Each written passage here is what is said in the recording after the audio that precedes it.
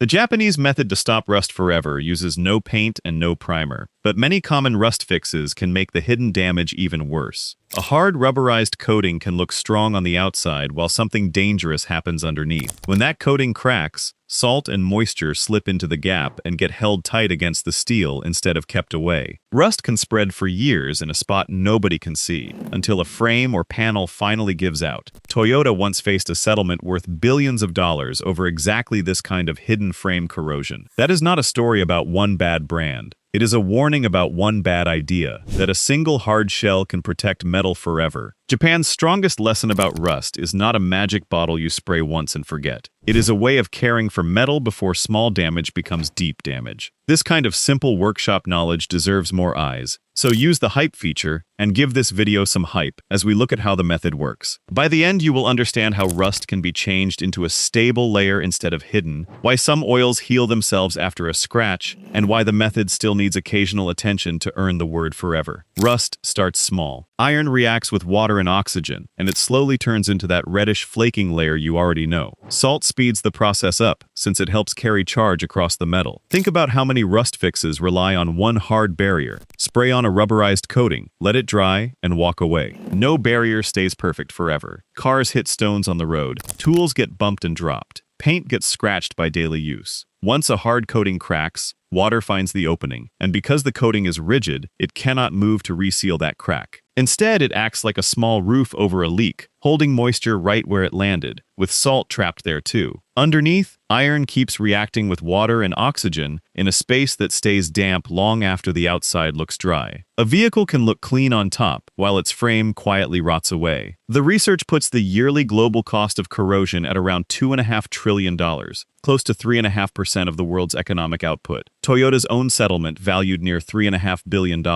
came from exactly this pattern: hard coatings cracking and trapping salt against truck and SUV frames. That figure will not come up again. The real question was never only whether a surface has paint. It is whether the full system keeps water and oxygen away from the metal after the coating gets scratched or aged by weather. Repairing damage after it happens always costs more than stopping it before it starts. Japanese metal care is built around an old idea called shokunin, a tradition of skilled craft tied to careful attention. Part of that tradition is what the research calls mechanical empathy. A skilled owner learns to notice what a tool or machine is quietly telling them. A new scratch, a blocked drain, a damp corner, a tiny orange spot. These are treated as signals, not as nothing. The check itself often takes less than a minute, and that short habit stops small changes before they reach deeper layers and hidden pockets. This mindset shows up beyond the workshop too. In parts of Japan, heated road technology and careful snow clearance reduce how much corrosive road salt lands on streets in the first place. Japan's shaken vehicle inspection system also plays a role, since structural or cosmetic corrosion must be corrected for a vehicle to stay legally on the road. None of this means every road or vehicle in Japan is somehow rust-free. It means the culture leans toward noticing problems early instead of waiting for a full breakdown. Do not wait for steel to fail before you act. Learn to notice the early conditions that create rust and interrupt them while they are still small. Before the chemistry, hold one simple idea in mind: clean, convert, seal, and maintain. Cleaning clears away grease, dirt, and loose flaking rust with no strength left in it, and sometimes means selectively dissolving stubborn rust when a smoother surface is truly needed. Converting treats any tight rust that remains, turning it from an active reddish layer into a darker, more stable layer that resists further reaction. Sealing adds an oil or a soft, wet film on top, keeping water and oxygen from reaching the metal underneath. Maintaining means checking that seal over time and renewing it once wear or weather thins it out. That is the whole method in 4 words. Even though cleaning sometimes includes an extra removal step, no single version fits every object. A cast iron kettle, a polished blade, and a rusted vehicle frame each need their own version of the same underlying logic, but the logic itself never changes. Passivation simply means changing a reactive metal surface into one far less willing to react with its surroundings. One striking example is kamayaki, the kiln firing process used to finish traditional Nambu-teki cast iron kettles.